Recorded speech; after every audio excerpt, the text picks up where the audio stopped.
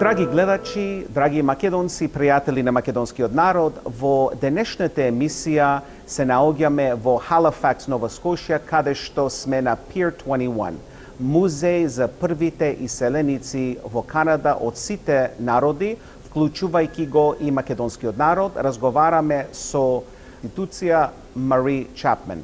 We're located now at Pier 21, the Macedonian Heritage Hour is on location at Pier 21 in Halifax, Nova Scotia, where it's a great honor to speak with the Chief Executive Officer of Pier 21, Marie Chapman.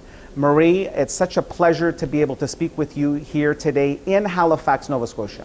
Oh, Bill, it's a pleasure to have you here, and welcome to Pier 21. It's always wonderful to have people be able to make the journey to Halifax to come here. Well, I've got to tell you the genesis of how I met you, and that was at a meeting of the Canadian Ethnic Media Association last year, and your speech was just uplifting for all the members, and it just made all of us want to come to Halifax and see Pier 21.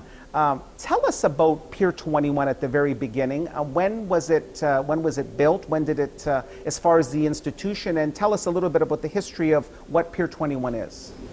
Pier 21 was built in the mid-20s in Halifax, Nova Scotia, where we are now, and this built space is original to the building, so we are a National Historic Site.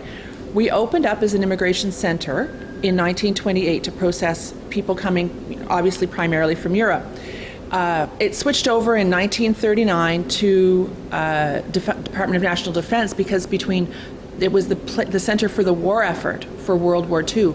So during that time, Bill, 500,000 troops and others left to participate in World War II, and they brought back 48,000 war brides and their 22,000 children. Then it switched back to being an immigration center until 1971, when the plane overtook the ship in terms of people coming to Canada and elsewhere, obviously, and it closed. In 1999, on July 1st of 99, it reopened under the great energy of Ruth Goldblum and an absolute army of volunteers who went across the country raising money, including from the Macedonian communities, the Macedonian community in Toronto, and their generous donations. And we opened up again in 1999. So we've been open now for almost 15 years, 14 years, and we became a national museum 2 years ago, which was a great honor.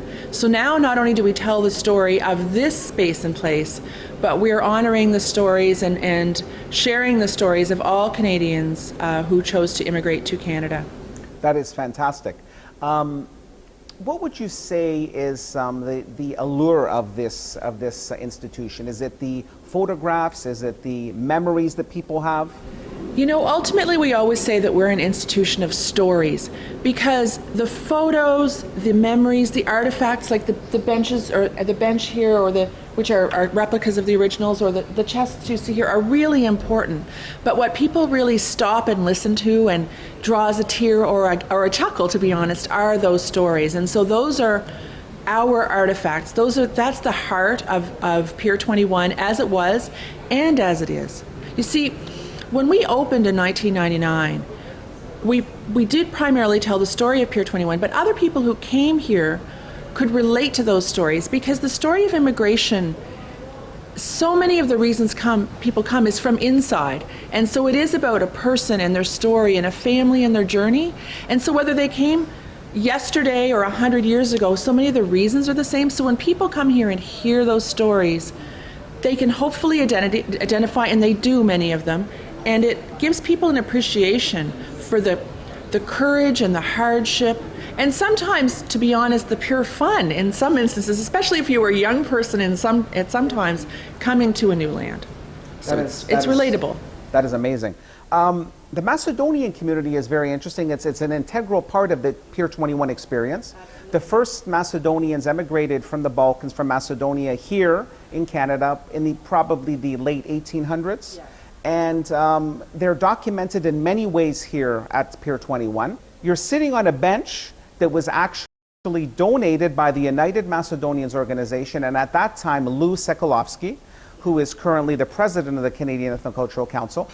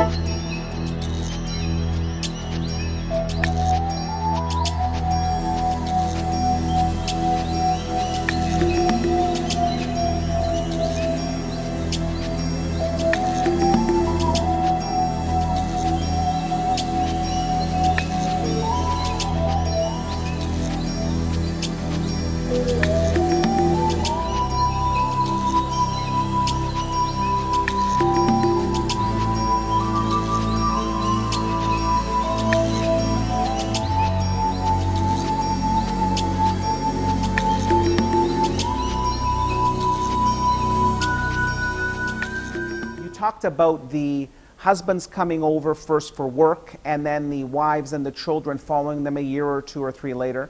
And that actually happened with my grandmother as well. That was a situation. And that was a situation for many, many Canadian Macedonians and of course every other ethnic group that emigrated to Canada. That experience at times is a very traumatic one. And what has been the reaction of people when they come here and they feel a part of that time period? It's interesting because so many people, especially if they've had a traumatic time in coming, or they've lost, so many people lost so much, whether it was material possessions or their sense of self in a world, their profession, part of their family, their home. And when they came to a new country, Canada obviously in this instance, but I think it's the same, we've compared others, they just want to go forward and think of the future and not think about what they lost. But when they come back here, some of them, because the built space looks so familiar, it comes back because this was their first steps in a new country before they built that future.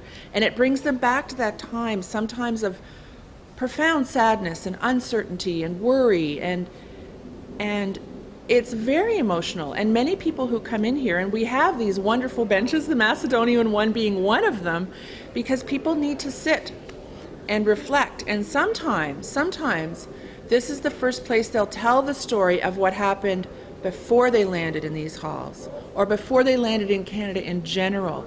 And so this becomes a place of laughter and tears, and for some families, discovery of what oftentimes their parents or grandparents went through to get here. And many times I've heard, and others here have heard, people come up after and say, we didn't ever hear that story. This is the first time we've heard that story.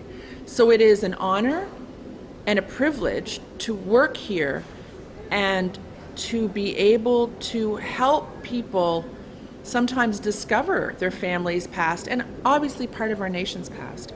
So it's an amazing place to work, and we have staff and volunteers who've been here since the beginning. People just don't seem to leave, and that's why.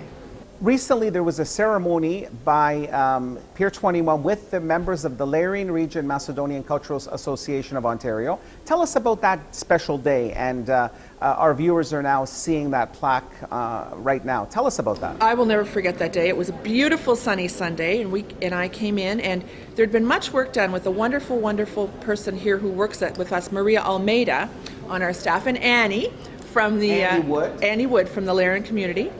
And so 3 generations came here to commemorate that plaque being placed on our Woodiam Ferris Wall of Tribute. So right out in our Welcome Pavilion, if you're seeing the plaque, that is in a place where literally hundreds of thousands of people come every year. And it was such a wonderful day, and I was privileged to be here and speak a humble thank you.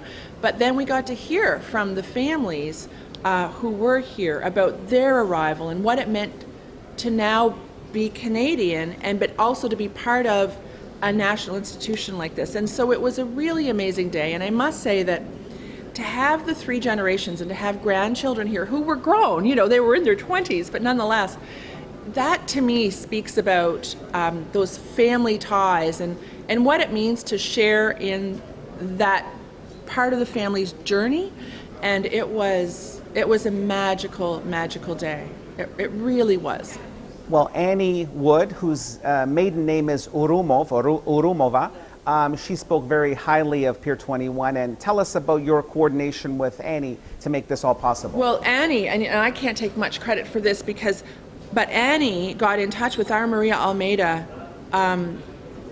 It was well over a year ago to work on the plaque, because what we really try to do is have the words on the plaque reflect the community, and so there's much toing and froing about all those details, and then of course it's getting people to come and to be down here, and the thing about it is that in all of these wonderful communities, and clearly the Macedonian community as well, there's some really deeply committed people. And Annie has been doing some work with oral history and with our oral historian first. So it started out as sharing oral stories, and then it became the plaque. And it's amazing because now what we'll have is we'll be able to share those stories as well, both here and obviously with the Macedonian community in Toronto and the Lerin community in particular. So it's a wonderful, wonderful partnership that's continuing, which is really the wonderful thing. When we think about things like a plaque ceremony, and it's a wonderful, if you'd like it to almost like a wedding, we're having a wedding later today, but we really like to think of these things more as marriages that last for the long haul and we continue to share. Well, the bench that you're sitting on, Lucic Olefsky, on behalf of the United Macedonians, donated funding for this bench in 2001, and it's still here. It's still here, and in fact, it was in such a popular spot that the name on the plaque got a bit worn, because some of these spots here, these benches get used a lot. So it was just restored, in fact. So, and this is a perfect example, actually, of a dozen years now and still going strong, and having those stories shared and photos just adds to the richness of our collection that we can share, but it also encourages other people to do the same. And I think, Bill, that's a really important part too, is to encourage people to share their story.